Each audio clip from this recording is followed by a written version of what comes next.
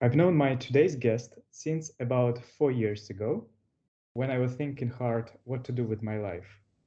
I was living in Norway and was actively looking for a new job because of very sudden death of my PhD supervisor. I didn't quite understand what exactly I wanted to do, except one thing. It had to be about analytical instruments and isotopes. Then I saw a subscription list email from Brennecka, back then a young research professor at University of Muenster in Germany. He was looking for a PhD student for a project in cosmochemistry and isotopes. So I applied for it almost the same day. Time has passed. We haven't eventually worked together so far, but I'm very happy to speak with him today on Skype. Hi, Greg. How are you doing? Great. How are you doing? I'm fine, thank you. Okay. Let me start off by saying I'm sorry it didn't work out with the job. No, I think no problem at all. I hope you had a good student actually. Did you? Yes, I was very lucky. I had a lot of good applicants. So nice to hear that. Right, but it's been some time in Germany. How do you find it? It's fantastic. It's been a really great environment to work. There's a lot of really good instrumentation here, and the department is really great. So I have nothing but good things to say. Excellent. But could you introduce yourself to the audience? Sure, absolutely. My name is Greg Brennecka. I grew up in the United States. I came from Missouri, which is right in the middle of the United States, and then I spent most of my schooling in the West Coast, in Arizona and California and Oregon. And then I did a postdoc at Lawrence Livermore National Laboratory in Cisco area. And then I came to Germany in 2014 to start here on a Humboldt Fellowship. Right. It's like this Fulbright scholarship, but a German. Yes, similar to that. It's a funding agency from the government that brings in scientists from the outside to come work in Germany and experience life in Germany and do some of the research here. And it's a really fantastic program. Nothing but good things to say about that also. Nice. But so why study meteorites and how did you end up doing that? That's a good question. I'll start off with the how I ended up doing it, I guess. Because when I was in graduate school, I didn't know anything about meteorites at all. I started my PhD program at Arizona State University. And my first semester there, I took a class from who eventually became my advisor, Minnie Wadwa. And it was a class on cosmochemistry. And it was the first time I'd really learned anything about meteorites other than they probably killed the dinosaurs. And and I really, really liked it. I thought it was fascinating. It was a little bit embarrassing as a geologist, that I didn't know much about meteorites. So it was really interesting to me to learn so much of the knowledge that we have about the Earth and the solar system simply comes from rocks that fell from space. And after that class, I just really enjoyed it. And I pretty much from that point on started studying meteorites and haven't done as much terrestrial geology since.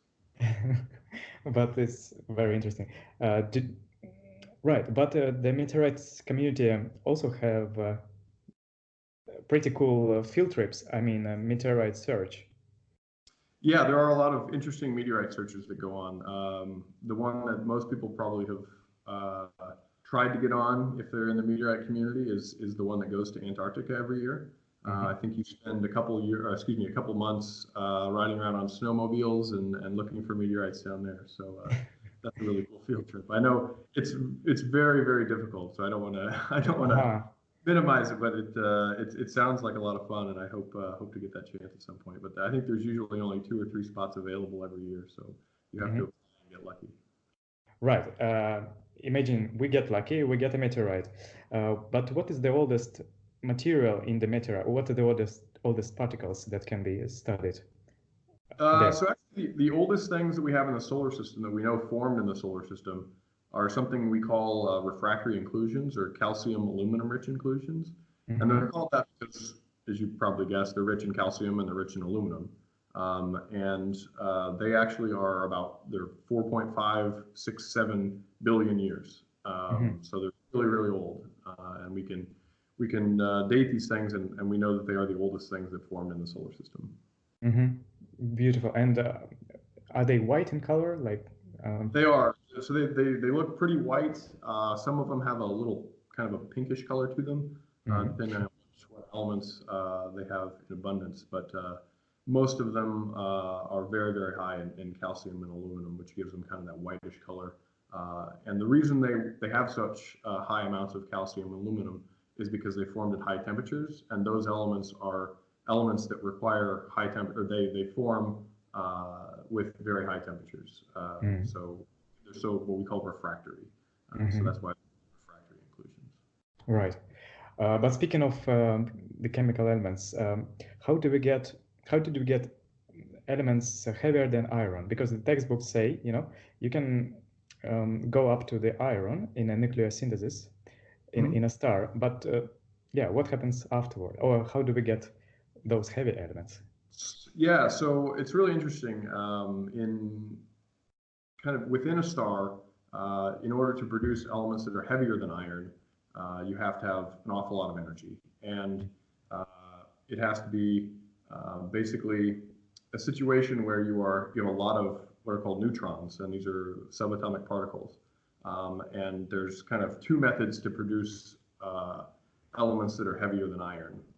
And there's the slow process, which is basically what happens in our sun, and you slowly add neutrons to different elements. So if you start off with iron, you add a neutron, you get another element beyond that, and you keep marching up the periodic table.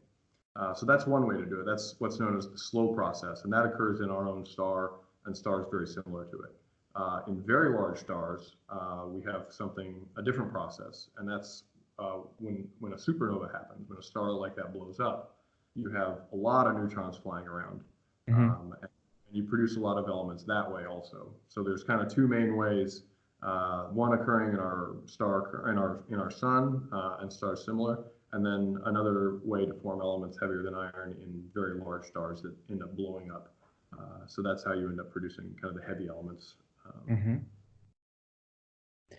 And then the question is, when our solar system was forming, did we have some supernova explosion nearby or something?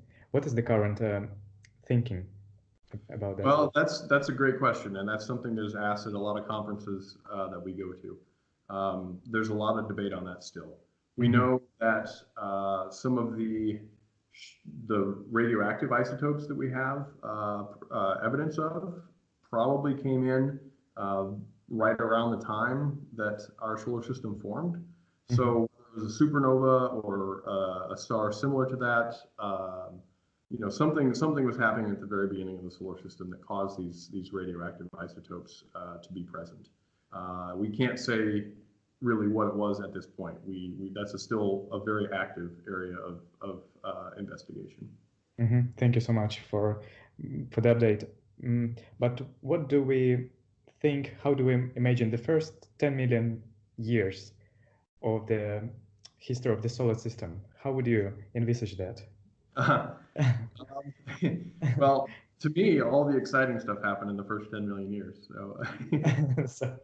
But I mean, in general, how stellar systems form and evolve, it happens quite quickly on a geologic timescale. I mean, the Earth is 4.5 billion years old. Yeah, indeed. And, that hasn't changed too much since the formation of the Earth. I mean, it's once all the planets formed, there's impacts going along, but to me, a lot of the exciting stuff happened early on, and I'll try to go through it a little bit about how that process works. Initially, you start off with a large cloud of gas and dust and ice, right. And this is what we call a molecular cloud, and this is what it sounds like. It's just a big cloud in space, and then at some point, this starts to collapse on itself. And that could be triggered by a supernova, kind of what you were getting at earlier. But but for whatever reason, it starts to collapse on itself.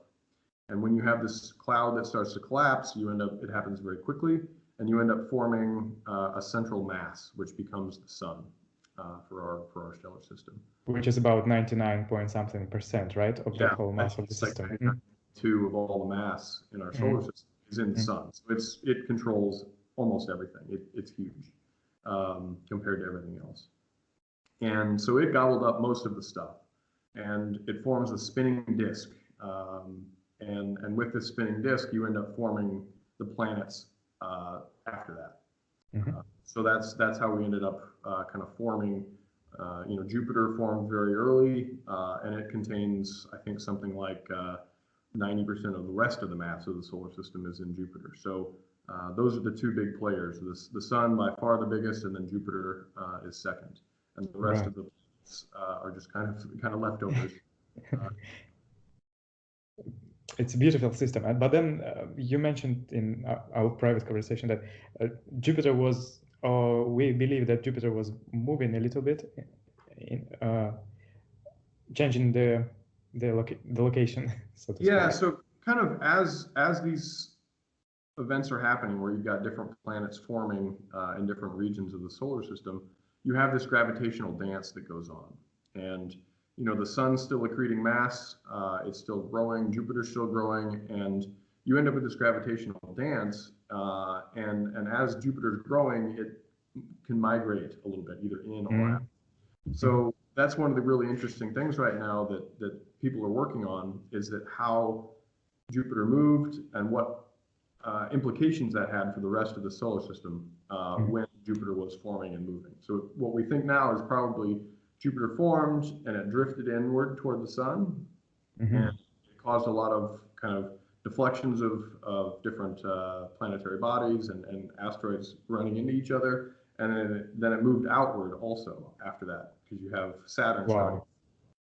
So you kind of have this inward and then outward migration of Jupiter and Saturn, and that's kind of what made the asteroid belt, because the asteroid belt, where it is located now, the stuff did not form there. It formed all over the solar system, and it kind of got swept up into this ring that we call the asteroid belt now, from the migrations of Jupiter and Saturn and their dance with the sun. In their dance. It's a very very interesting dynamic system early in the solar system, for sure. It's a beautiful picture indeed. Right, but coming closer to our planet, there is Mars. Yes. People talk a lot about Mars, but people do, yes. But do the audience know that we actually have meteorites from Mars that can be studied here on Earth? Yeah, it's really fantastic. I mean, we think about all these cool missions that have gone to Mars and the rovers that go around, looking at things in close up and sending data back. But a lot of people don't know we actually have pieces of Mars on Earth. We've never been able to have a space mission that went and collected samples, but the solar system has done that for us in some cases. And so we actually have over 150 kilograms of Mars, of Martian rocks on Earth right now, and those are in the form of meteorites, and they came to us in the form of meteorites. So they're kind of free samples that we can study Mars in the form of meteorites that have come to us. Let me just repeat it: 150 kilos that can be studied. Yes, 150 kilograms of Mars is sitting in our collections right now, which is pretty cool. That's amazing. Okay, but what scientific problems can be studied on those 150 kilos? Looking at those meteorites? Yeah. Yeah, well, quite a few. It's really nice because we can't do things like age dating or really high quality chemical analysis or isotopic analysis when we don't have actual samples of the rock. So when we have actual samples of the rock, and we certainly benefit this from the lunar missions that brought back rocks from the moon, and we benefit from this a lot with the Martian samples as well, in that we can actually do age dating. We can find out how old these samples are. We can find out a lot about the volcanic history of Mars. So Mars is still a very geologically active planet, has the largest volcano in the solar system on it, which is really neat. So we can also look at the volcanic history of Mars. We can look at kind of how much water some of these meteorites have. We can estimate kind of water loss over time. So there's a lot of really interesting and really informative measurements that can be made when we actually have samples of the rock, as opposed to just taking pictures or looking at things through a telescope. It makes a big difference to have actual samples of the rock. Right. Speaking of rocks, one big rock from space fell in 1969 in somewhere in Mexico, right? Yes. Allende meteorite. Yeah. Probably the most famous meteorite of all, actually. Right. Have you seen it yourself? Maybe some slices. Yes, I've actually worked quite a bit on Allende, and I'm sitting right here next to a piece of it right now in my office. Unfortunately, on the podcast, I can't show you, but yeah, it's a really large meteorite, which makes it nice because then a lot of people can study it. There's a lot of material to go around. It's a very good meteorite. It's a very primitive meteorite. It's one of the more primitive of the different classes. So it's never been melted, which gives us access to material that formed at the very beginning of the solar system. And that's what makes it super interesting, is because a lot of meteorites have seen a lot of heat or a lot of things that have caused slight changes in them. But primitive meteorites, yeah, they haven't changed really much at all in 4.5 billion years. And that's what makes Allende so neat. Wow, so pristine, right? Yeah, it's very pristine. It's not the most pristine, but it is of the class that we consider very pristine meteorites. And it's a really fantastic sample that we got really lucky in 1969. Nice. But you told me earlier that it's not until recently that the humanity realized that meteorites are actually coming from space. Yeah, I know. It seems kind of funny to think if you see a rock fall, at a really high speed from above you, where else it could have come from. But yeah, it wasn't actually until about the year 1800, so a little bit over 200 years ago, that we really, as a scientific community, figured out rocks that are falling from the sky are coming from space. I find that to be a really interesting story about how that happened, because for a long time, people like Newton and these really fantastic scientific minds, kind of Aristotle, they kind of ruled out the possibility of things being outside of the major planets, and so kind of those really bright minds like Aristotle and Newton kind of held back actually the study of meteoritics because their physics didn't allow for things that were small. They allowed for the planets, they allowed for stars, they allowed for the moon, but they didn't allow for anything else. They didn't allow for small material. Wow, that's super interesting. Yeah, it's really interesting how that developed. So we haven't even, we're coming up on 225 years or so of studying meteorites as knowing they're from outer space. And before that, we just thought they were various rocks that were coming from the heavens, or some people always evoke religious figures. Sometimes these people thought they were from volcanic explosions or from hurricanes that blew up meteorites and tossed them around in the wind. But I think we have it at least figured out a little bit better now. But I would gladly hear about your life outside research as well. Tell me about what do you like to do in your spare time, please. Oh, okay.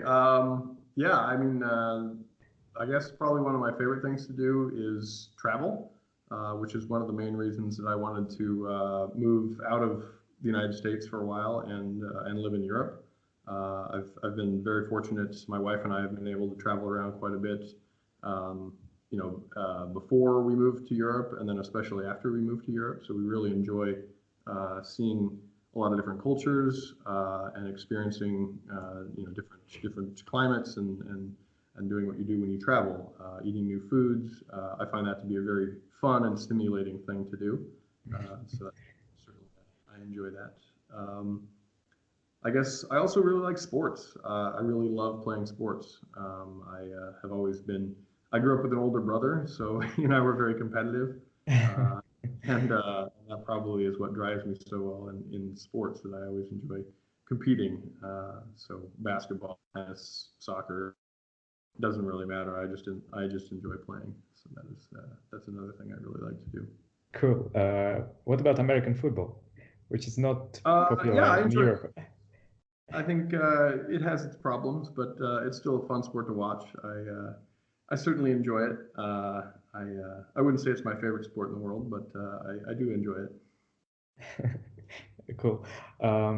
But are you yeah, you told me that you are coming back home, actually, coming back to the United States. Yes, Is it right?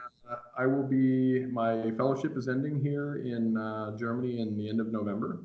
And I will be going to the Lawrence Livermore National Laboratory in California to work there as a researcher. And I'm quite excited about that. I did a postdoc there and I really love the work.